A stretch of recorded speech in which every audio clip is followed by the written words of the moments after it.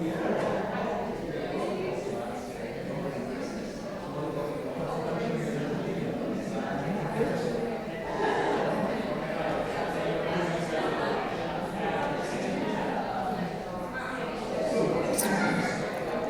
you want to break this?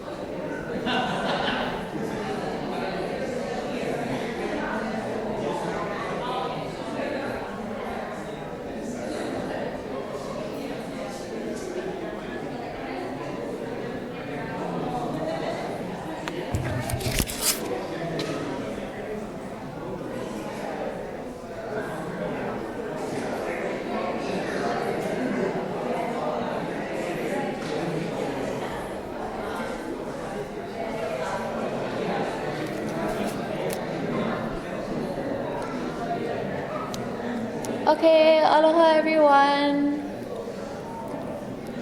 Mahalo, I hope that was enough time to kind of stretch out your legs a bit. But we're gonna try and get started here.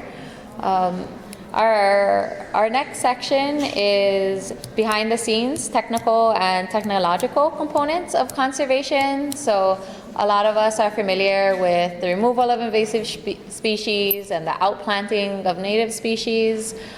There's a lot of other things that go into conservation here in Hawaii, and so our next few speakers are going to be talking about the technology within conservation agencies, as well as the more technical aspects, the rules and regs on an administrative level. And so first up, we have Knox Kell, and she's going to be talking about her time with the Palau Conservation Society.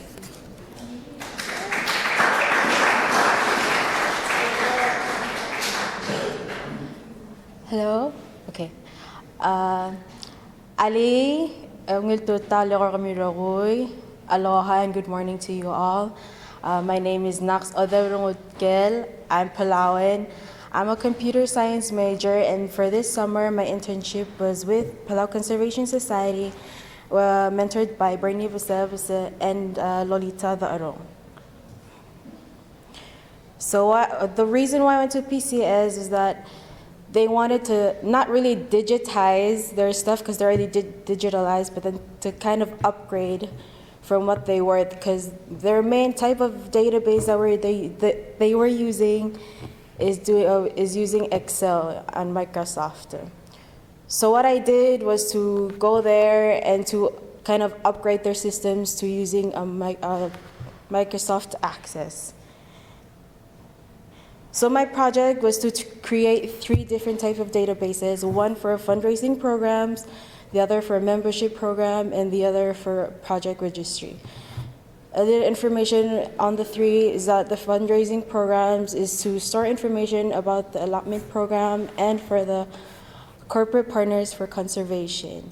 For the membership program, it's to store information of all the PCS members about their names, their emails, for easy contact and for easy extraction of information about each member and how to reach out to them when there's an important event with the PCS.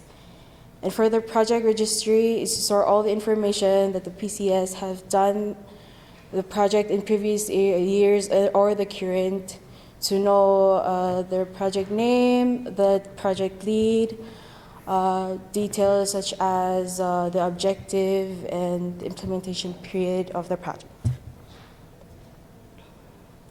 So the methods were, I started up with gathering all the data from the allotment information to the CPC information to the project registry information, which were kind of cluttered, but then I found a way through all the clutter in Excel. So with all the information that came together, I made them into tables. You can see this is an Access. So those are all tables that I needed. And this is just for one database. It's just for an example. So I used endowment database. Sorry, I'm mumbling.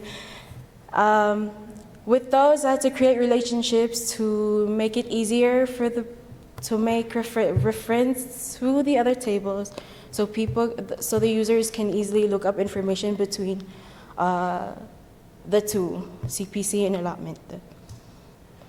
With the complete database, it'll look like this. This is the switchboard. As you can filter information by using years and company name. So for example, if I use the company name, it'll show up like this. If I select Bank of Hawaii, all the information of Bank of Hawaii would show up. Going back to the switchboard, if I want to enter data, then pressing that button, it'll give me this form for easy data entry. Other activities that I did for PCS was to do infographics,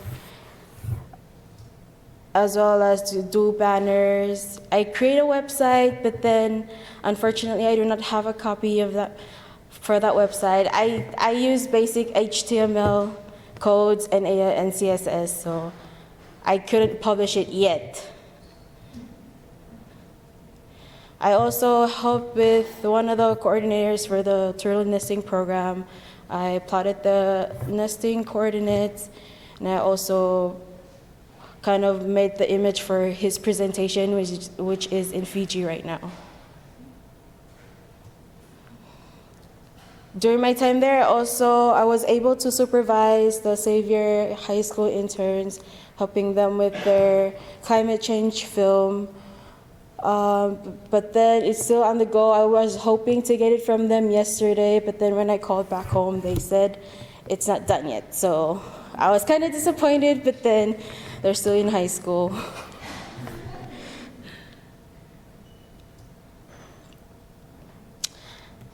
And yay, well, okay, so the story is, for the whole 10 weeks I was there, I never got the time to go on the field. So literally on my last day, which was Friday, I think they kind of felt pity, so they so they kind of made a trip for me. And it was also an office trip. The trip was to go to the Rock Islands and take pictures of different ecosystem in marine life and on the Rock Island. So these are some of the pictures that I took. I took a lot, but then those were kind of blurry. These are the kind of okay ones. I went to a lot of locations, but then my phone died, unfortunately. So these are just some of the pics that I took, the good ones. And yeah, you can see the seagrass. And this was the place where I took the pictures. And this rock island is called Alobalo. You guys can pronounce it?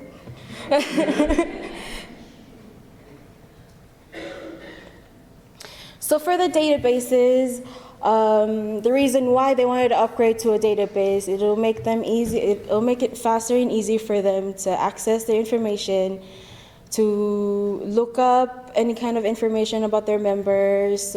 When a member calls in to see if their allotments went in, they could just easily look a person up and see it, rather than going to an Excel sheet, going to a worksheet, and going to a cell to look for a person. But then the bad thing about the access was the PCS employees are not well versed with the database. So they would need a workshop to know how to, let's say, to add a new category for the members' information or for the allotment program, because you kind of need to alter the tables for them to able to be worked into a query, into a report. And I just want to take this time to kind of thank all the partners in the program for making it possible for me to go to Palau and do this project, which really helped me to see what I want to do in the future, because this was really, though it was a headache and it was kind of like really, really stressful weeks, I can still say that I'm still interested in this field of study. And it's challenging, it was pretty good. And also a special thank you to PCC instructor. Her name is Giovanna. Without her, the database would not be finished by now. So a special shout out to her. And mahalo, sulang, thank you. And any questions?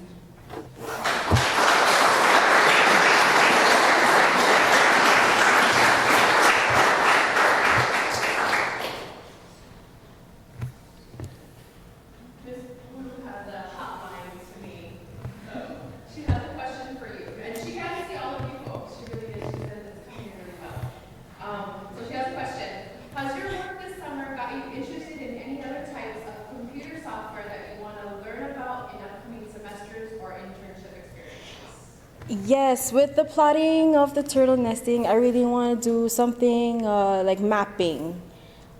I heard there was a software of mapping, but then I couldn't really look it up to see what kind of software are there, what programs can I go to kind of create those kind of softwares. So that was fun. Any more questions? How would they go about getting all that information without the database that you created? So from the Excel sheets, I had to use SQL codes to kind of extract all the information from the Excel sheet into the database. But if they wanted it, so before you made a database for PCS, like how would they sift through all that information? The Excel sheets? Yeah. They would literally have to go into each worksheet and look it up, rather than just filtering the information from the database just by a click of a button. So, yeah. So, thank you.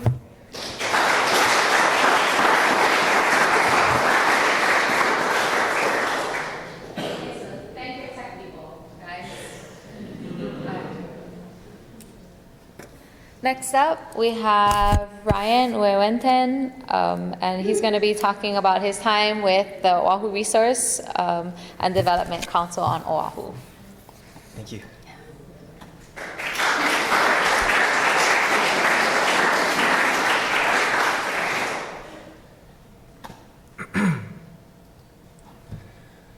Okay, so aloha mai kako. My name is Ryan Uewenten. This past summer, I've been interning at the Oahu Resource Conservation and Development Council. We're based in Kunia, Hawaii.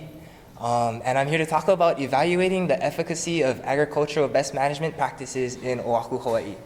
So just to take a step back and just to explain kind of the background of my project. When I think of conservation, I usually think of like the forest or the mountains or the ocean, but I never really considered agricultural conservation. And as you'll see in my presentation, agriculture is a huge part of Hawaii.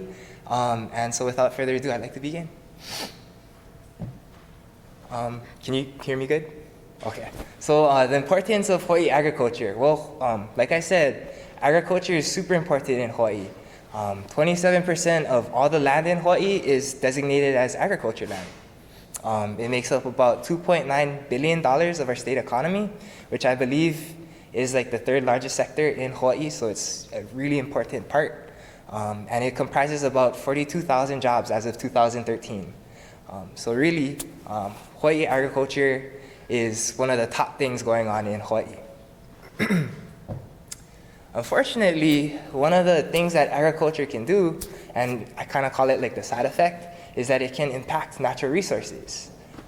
Two of the major issues in Hawaii in terms of natural resources issues is soil loss and water quality degradation. So obviously, when you have a lot of soil loss, you lose your soil and you can't really grow things. And where that soil ends up, it usually ends up in our streams and eventually our estuaries. So I like I like to focus on this picture on the bottom. This was taken at Kayaka Beach, which is located on Wailua, Oahu. And if you notice the date, this was taken the day after Tropical Storm Darby. So if you look at the color, I'm sure it doesn't take a genius to figure out that this isn't a healthy system as of yet. So clearly, coral reef health is related to watershed health. Went backwards. A lot of farmers, they really care about protecting natural resources, and what they do is they implement these things called best management practices, or BMPs. I'll be referring to best management practices, BMPs, from this point forward.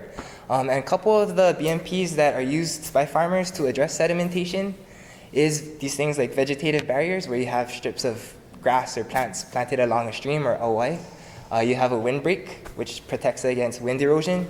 You have cover cropping, which is actually really good because the roots hold down the soil and it also adds nutrients into the soil. You have critical area planting, and you also have invasive species removal. So a lot of times invasive species can actually enhance sedimentation. So removing like hau and that kind of plants really helps prevent that kind of stuff. So after getting introduced to a lot of the best management practices in Hawaii, I came up with this overall research goal or research question, and this is what I wanted to figure out. I wanted to know how effective are BMPs in reducing sedimentation in Hawaii. So the way I'm going to figure that out, or the way I did figure that out, was through estimating soil loss and sediment yield through this model called the Revised Universal Soil Loss Equation 2, or Russell 2. And the way Russell works is that it calculates the amount of sheet and roll erosion, and it produces values for soil loss and sediment yield. So in Russell, it distinguishes soil loss and sediment yield as two different values. Soil loss is basically the total amount of erosion happening on an agricultural plot, whereas sediment yield is out of all the erosion happening on that agricultural plot, how much of that is leaving the agricultural plot. So really, sediment yield, in terms of water quality perspective, sediment yield is the more important value. And these figures kind of illustrate what's going on. So sheet erosion is basically erosion occurring on the topsoil. Roll erosion is basically gully erosion. And a lot of times, calculating sediment yield and soil loss depends on the topography of the agricultural plot. So if you have like a uniform or convex topography, then you have a lot more soil loss and eroding. Then if you have like a concave topography, then you have more deposition.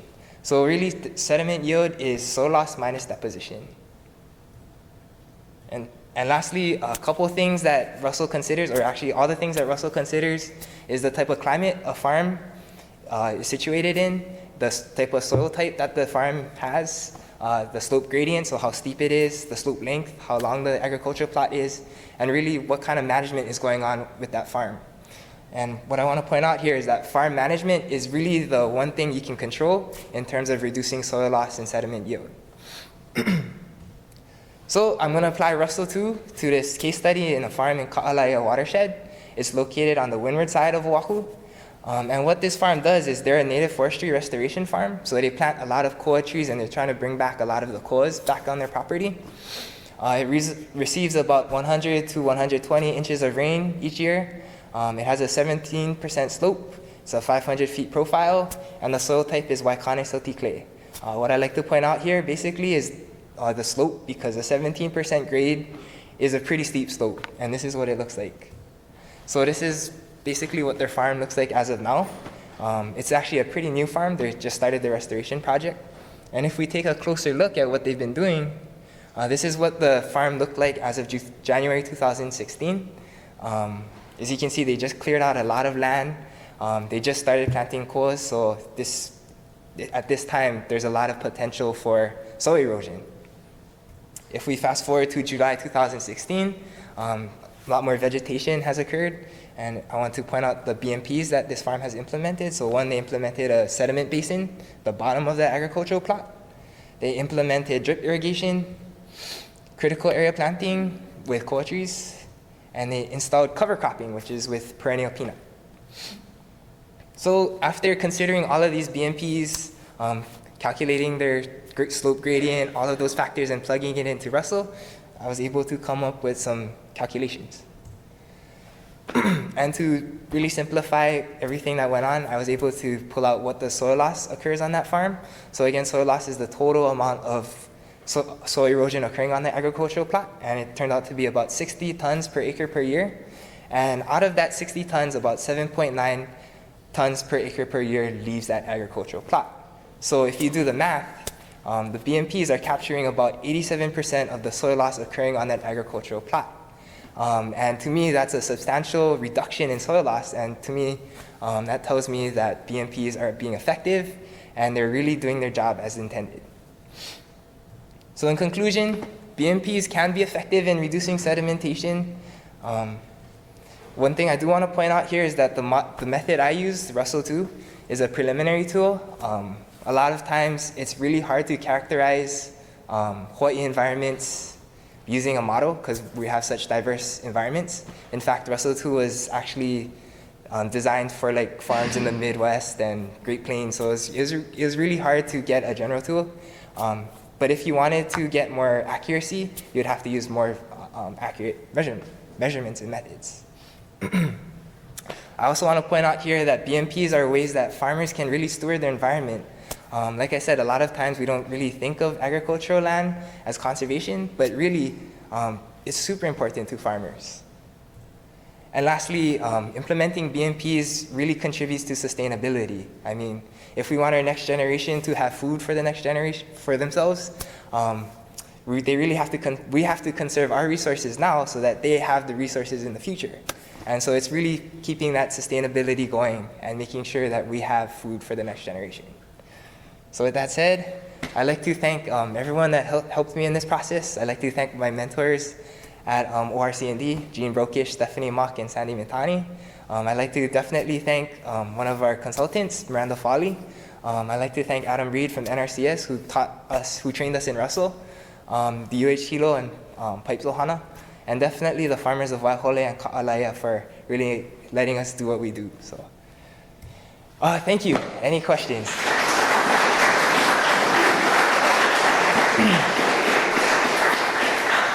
Yeah, Nolan. Also, is there a certain food crop during growth or post-harvest that creates a lot of sedimentation, soil erosion? Yeah. Crop or BMPs From my knowledge, there's not a certain crop, but a lot of times if you pull out a lot of the root crops, you're obviously taking off all the roots, you're exposing all the soil into basically to bare ground. Obviously bare ground is not a good thing, especially if you live on the windward side where there's a lot of rain going on. So if you do harvest root crops, I would say that would lead more towards sedimentation. Also too, when you're harvesting crops, you don't want to, a lot of times you kill the whole crop so that it really exposes bare ground as well. So.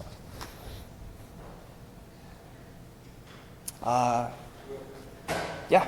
How likely is herbicide and pesticide, how likely is it to run off into the ocean? Yeah. Good question. A lot of times it depends how much you're applying, when you apply it, if it's during the dry and wet season, what kind of soil type you have, or what kind of, the bedrock you have. Like if you have a lot more percolating or more permeable bedrock, then it'll filter down into the groundwater more than enter the streams and stuff. But a lot of times we work with all different kinds of farmers, some organic farmers who don't even use pesticides, some do use them, so it's really a mix, depends on who you're talking to, who you're working with. Yeah. Any more questions? Cool, thank you.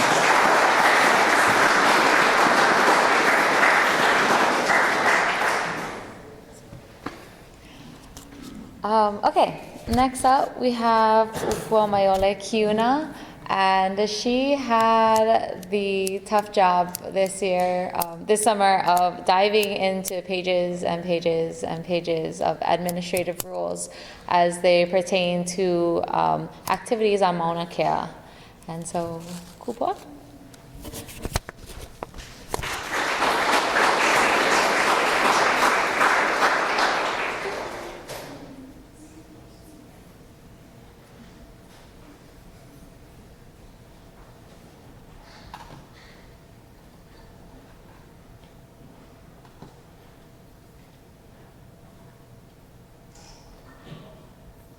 Oh, never mind. Okay. Aloha kako. I'm Ku'upo Kiuna, and this summer I worked with the Office of Mauna Kea Management, and my mentor was Fritz Klasner, the Natural Resource Program Manager.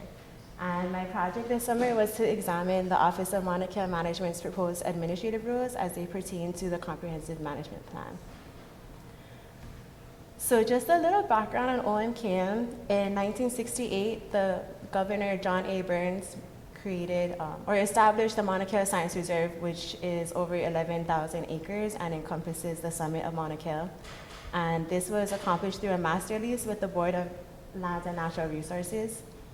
The governor gave the University of Hawaii management control over the Science Reserve, and they adopted a master plan in 1983 to kind of just as a guideline for their management operations on the Mauna. But in 2000, they adopted a new master plan that accounted for more community input, and they really pushed for a more local management of the Mauna. So the management switched over from UH Manoa to UH Hilo. And in this new master plan, the Office of Mauna Kea Management was created. And in 2009, the Board of Land and Natural Resources approved a comprehensive management plan that OMKM put out to run all of their management operations under. So OMKM operates, or they manage the day-to-day operations of the UH management areas, and all of their operations are pursuant to the CMP. And these include a number of different management activities like threat prevention, permit compliance for the observatories, commercial touring activities, public activities, and it allows for community consultation. And below is the mission statement of OMKM. So my project was originally to kind of map out the biodiversity on Mauna Kea, but that changed early on in the summer, so I didn't do a lot of field work. But when I did go out in the field, we went to different project site areas. So this picture is of the ahu at the proposed TNT site. And this is by VLBA, and we were looking at the rebar that was left from one of the cultural site studies. And this is Darcy and I. We went out, and during the summer we did a lot of field days for bug trapping. So we would put out 4 different kinds of traps on Mondays, and then Thursdays go out and collect. And we'd set traps at a variety of areas, from really heavily populated or heavily visited places like the observatories, and out on the different pu'u that people don't really get to go to. So my project was to look at the proposed administrative rules, and these were put into place by a legislative act, Act 132, and it explicitly stated that OMKM needed to develop a set of administrative rules to enforce effective management practices. So this would protect cultural and natural resources and ensure public safety. And if the proposed administrative rules get passed, then they'll address the recommendations that are in the CMP that aren't necessarily being implemented right now. And they, okay, my slide cut off, but she's supposed to be consistent with the CMP and DLNI rules, NAR rules, state park rules, and Hawaii revised statutes. Oh my gosh, what is going on? Okay, so these are just gonna be some examples. I'm so sorry about the circle, she's not supposed to be there, but one of the rules is to not exceed posted speed limits, and it seems like a very common sense rule, but people do it anyways, and there's been a number of car crashes and just accidents on the road. And here's, oh my God. So here's another one pertaining to preservation of natural and cultural resources. So this is to not hike or conduct any nature studies on areas not designated for that.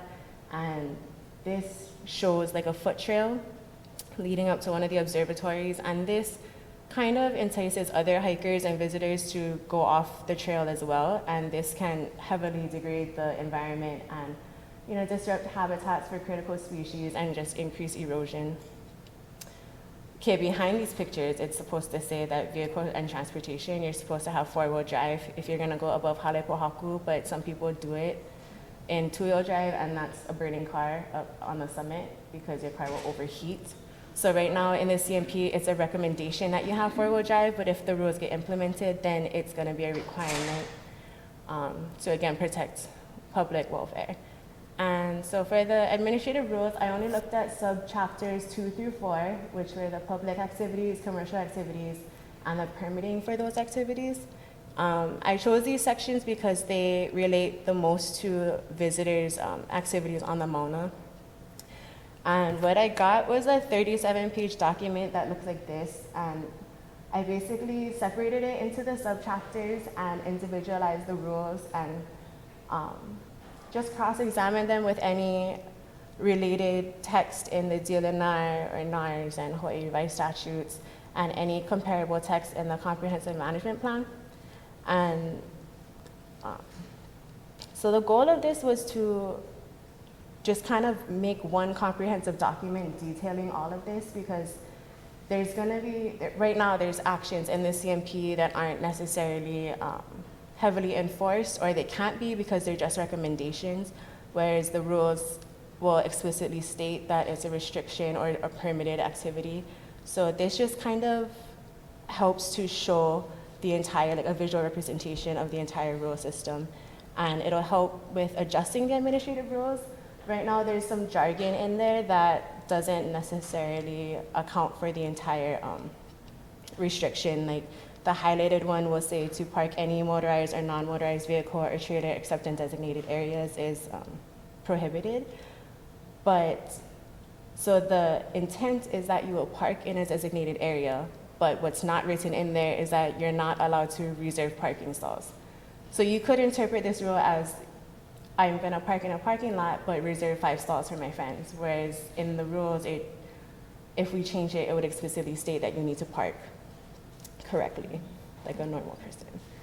And so it would just review for consistency with existing rules as well, and to disseminate information to the public that's valid and current and complete. Because realistically, you cannot expect the public to be reading a comprehensive document that's hundreds of pages long and then compare it to a set of rules and then compare that to DLNR rules and things like that. So I did it for you.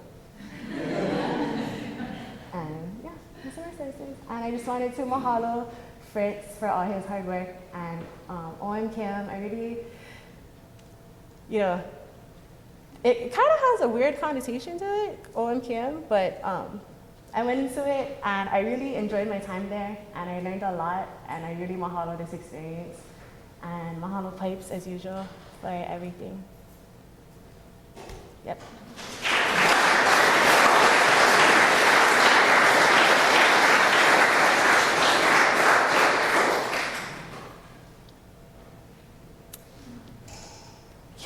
Hi, Becky, yes. I just wanted to know, I was kind of curious, how many sub-chapters are there? There's 5.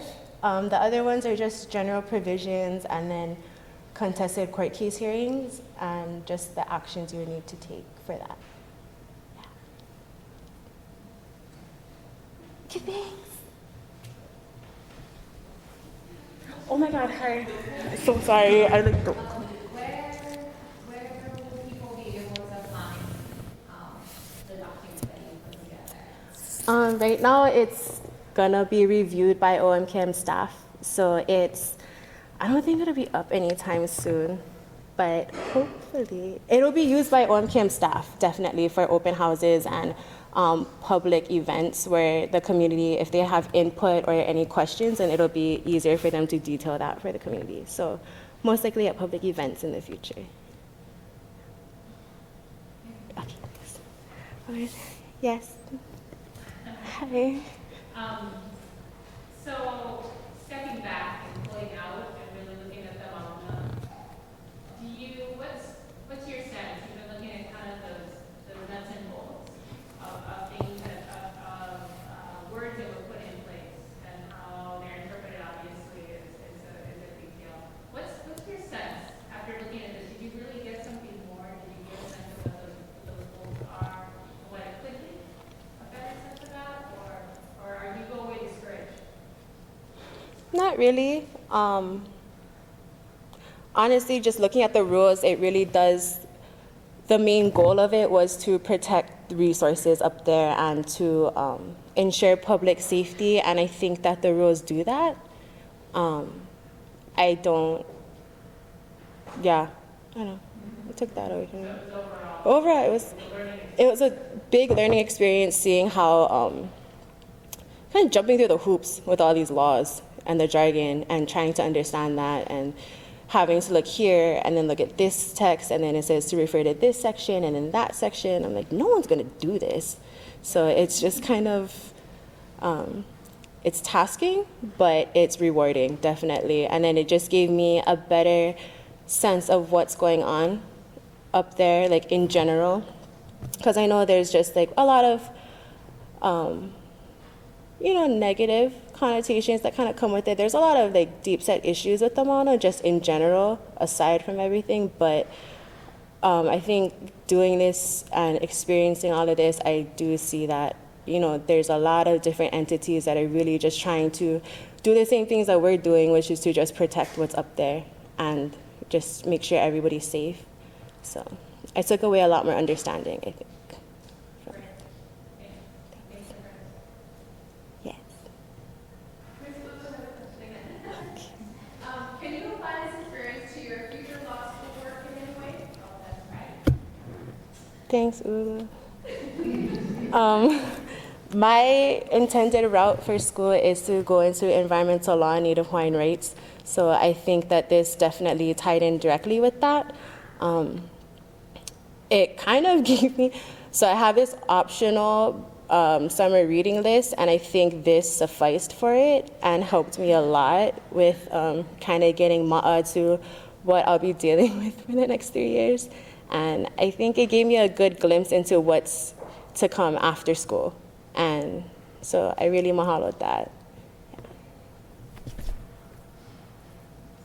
Okay, awesome, thanks.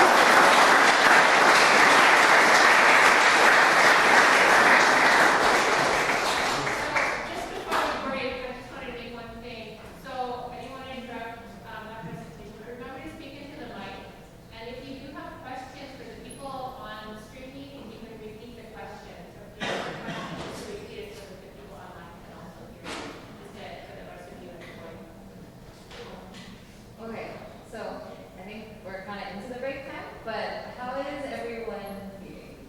Please sign up and share today so you guys make it through another hour so we can stay on time-ish for lunch. Like that might be way more heavily on people's minds. But yeah, feel free to stretch really quick. Don't go anywhere necessarily. Put your hands down and stretch your legs. We're going to be starting in like 3 minutes.